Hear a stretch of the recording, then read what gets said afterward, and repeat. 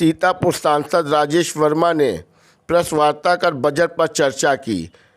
प्रधानमंत्री नरेंद्र मोदी, वित्त मंत्री श्रीमती निर्मला सीतारमण जी द्वारा 2023-24 का जो केंद्रीय बजट पास किया गया है, उसके लिए सीतापुर सांसद ने प्रेस वार्ता किया और सभी को अवगत कराया कि अब की से महिलाओं के लिए क्या बजट है और वरिष्ठ नागरिकों के लिए क्या बजट है।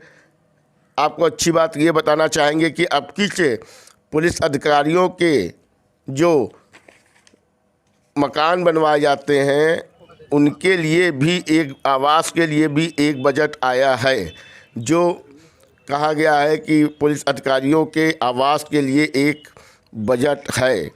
सीतापुर हलचल न्यूज़ चैनल से मनीष श्रीवास्तव। जो हम लोगों ने अभी बजट प्रस्तुत किया है पार्लियामेंट में, उस पर कुछ टीसी करने के लिए आपको आमंत्रित किया है। आप सबका हार्दिक स्वागत एवं अभिनंदन है। हम आप लोगों को बताना चाहते हैं कि इस बार का जो बजट माननीय प्रधानमंत्री जी के दिशा निर्देशन में माननीय वित्त मंत्री श्रीमती निर्मला सीतारमण जी ने प्रस्तुत किया है, उसके 7 बिंदु मेन हैं जिन पर फोकस किया गया है। पहला बिंदु है हमारा फाइनेंस सेक्टर, वित्तीय क्षेत्र। दूसरा हमारा विषय है, पॉइंट है समग्र विकास। तीसरा है अवसंरचना और निवेश। चौथा है अंतिम मील तक पहुंचना, हर कार्य में लक्ष्य में हमको लास्ट तक पहुंचना। पांचवा है हरित विकास और छठा है क्षमता विकास और सातवां है युवा शक्ति। इन 7 बिंदुओं पर फोकस करते हुए इस बजट को अंतिम रूप दिया गया और इस बजट में वित्तीय क्षेत्र के मामले में मैं आपसे शेयर करना चाहूँगा कि इसमें महिलाओं के लिए 2 लाख तक की जो जमा राशि है, 1 अप्रैल से जो हमारी माताएं बहनें 2 लाख रुपए तक का फिक्स डिपॉजिट करेंगे, उनको 7.5% इंटरेस्ट बैंकें देने का काम करेंगी और पोस्ट ऑफिस देने का काम करेंगे। जो वरिष्ठ नागरिक बचत योजना के लिए अधिकतम जमा राशि जो 15 लाख रुपए थी, उसको बढ़ा करके 30 लाख रुपए किया गया है। वित्तीय क्षेत्र के अंतर्गत पुराने जो वाहन हैं, इनको बदलने के लिए, इनको समाप्त करने के लिए बजट का प्राविधान किया गया है। उनको डिमोलिश करके नए वाहन के रूप में उनको परिवर्तित किया जाए। लोगों से आग्रह किया जाए कि जो पोल्यूशन फैल रहा है वो कम हो। शहरी नियोजन में सुधार हुआ है। शहरी स्थानीय निकायों को नगर पालिका ब्रांड प्राप्त करने हेतु पात्र के रूप में उनको बनाना, इस पर भी बजट का फोकस है। पुलिस अधिकारियों हेतु आवास का निर्माण, ये बड़े पैमाने पर पहली बार भारत के बजट में हुआ है कि पुलिस जो हमारी सुरक्षा व्यवस्था में लगी है, इनको सबको आवास मुहैया करा जाए। इसके लिए बजट में बड़ा प्रावधान किया गया है। एकीकृत मॉल का निर्माण, बच्चों और किशोरों हेतु पुस्तकालयों तथा डिजिटल बुनियादी ढांचे के निर्माण में प्रगति, केंद्रीय योजनाओं के पूंजीगत व्यय में योगदान करना, जीएसटी के तहत अभियोजन शुरू करने हेतु कर की न्यूनतम राशि 1 करोड़ रुपए से बढ़ाकर 2 करोड़ रुपए की जाएगी। दूसरा बिंदु जो है ये समग्र विकास है, जिसमें 102 करोड़ व्यक्तियों के लिए 220 करोड़ कोविड टीके लगा करके जो अपने भारत को एक सुरक्षा कवच दिया है सुश्री प्रधानमंत्री जी ने, वो भी आपसे शेयर करना चाहूँगा। और विश्व में इतना बड़ा टीकाकरण कहीं नहीं हुआ और उस टीकाकरण के लिए मैं सुश्री प्रधानमंत्री जी को धन्यवाद देते हैं। उज्ज्वला योजना के तहत 9.6 crore LPG connection all over India मुफ्त में बांटे गए हैं। 11.7 करोड़ पारिवारिक शौचालय बनाने का काम हमारी सरकार ने किया है। आने वाले समय में 157 नर्सिंग नए कॉलेज बनाने की योजना है। जैसा कि आप सब लोग जानते हैं कि आने वाले समय में जो आबादी का घनत्व बढ़ता जा रहा है, हेल्थ के प्रति हमको अवेयर रहने की ज़रूरत है। तो उसमें सबसे ज़्यादा रोल जो नर्सिंग का होता है, उसके लिए नर्सिंग कॉलेज खोलने के लिए 157 का लक्ष्य भारत सरकार ने रखा है। कोई भी मान्यता ले सकता है, इसके लिए तमाम नियम में संशोधन किए गए हैं। किसानों के लिए 2.2 लाख करोड़ का नकदी अंतरण भी हुआ है। और संरचना और निवेश के मामले में पूंजी निवेश परिव्यय लगातार तीसरे वर्ष बढ़ा है, जो 33% से बढ़कर 10 लाख करोड़ रुपए हो गया, जिससे ये सकल घरेलू उत्पाद का 3.3% हो गया है। प्रभावी पूंजीगत व्यय का बजट 13.7 लाख करोड़ रुपए है, जो सकल घरेलू उत्पाद का 4.5% है। रेलवे के लिए 2,40,000 करोड़ रुपए का जो पूंजी परिव्यय प्रदान किया गया है, ये अब तक का सबसे बड़ा रेलवे का बजट है और वर्ष 2013-14 में किए गए परिव्यय का लगभग 9 गुना रेलवे पर इन्वेस्टमेंट हुआ है, और जिसमें हमारे उत्तर प्रदेश को बड़े पैमाने पर इसका हिस्सा मिला है। इसकी प्रिंट आज हमारे पास नहीं, हम भविष्य में आपको उपलब्ध करा देंगे कि उत्तर प्रदेश में रेलवे पर कितना पैसा कहाँ इन्वेस्ट होने वाला है। क्षेत्रीय हवाई संपर्क में सुधार हेतु 50 अतिरिक्त हवाई अड्डे, हेलीपोर्ट, वाटर एरोड्रम और उन्नत लैंडिंग ग्राउंड को भी पुनर्विकसित किया जाएगा। निजी स्रोतों से 15,000 करोड़ रुपए सहित 75,000 करोड़ रुपए के निवेश के साथ बंदरगाहों, कोयला, इस्पात, उर्वरक और खाद्यान्न उद्योगों के लिए अंतिम छोर तक पहुंच हेतु 100 महत्वपूर्ण परिवहन बुनियादी ढांचा परियोजनाओं की पहचान की गई है। प्राथमिकता प्राप्त क्षेत्र के लिए ऋण की उपलब्धता हेतु एक शहरी अवसंरचना का विकास नीति की भी स्थापना की गई है। जहाँ तक अंतिम मील तक पहुँचने की बात है, हमारे देश में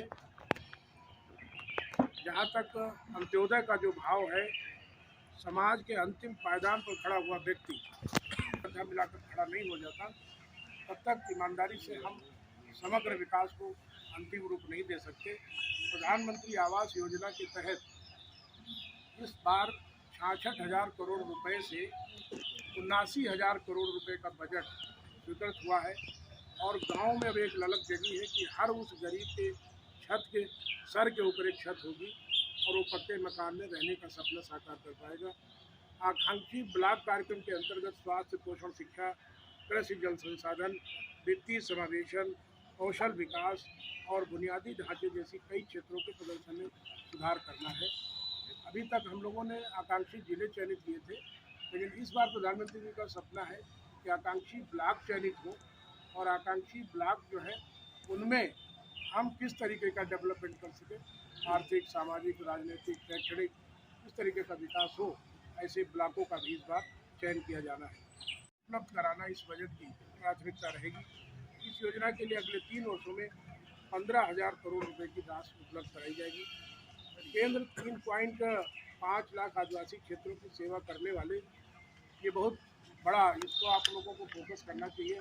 740 एकलव्य मॉडल आवासीय विद्यालयों के लिए 38,800 धन प्रोग्राम के तहत 10,000 करोड़ रुपए के कुल निवेश के साथ 500 नए अपशिष्ट से आमदनी संयंत्र स्थापित किए जाएंगे, जिससे हमारे देश में जो पर्यावरण की स्थिति उसमें सुधार हो सके। क्षमता के विकास में हमारे देश की क्षमता का विकास कैसे हो, make a one in India, make a one work for India के विजन को साकार करने के लिए शीर्ष सजाएंगे।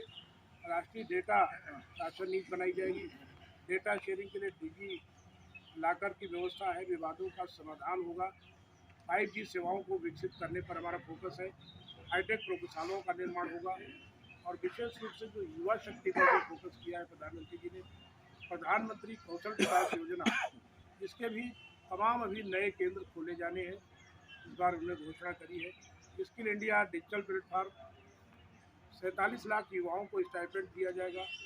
लघु बचत योजनाओं में बढ़ोतरी की जाएगी।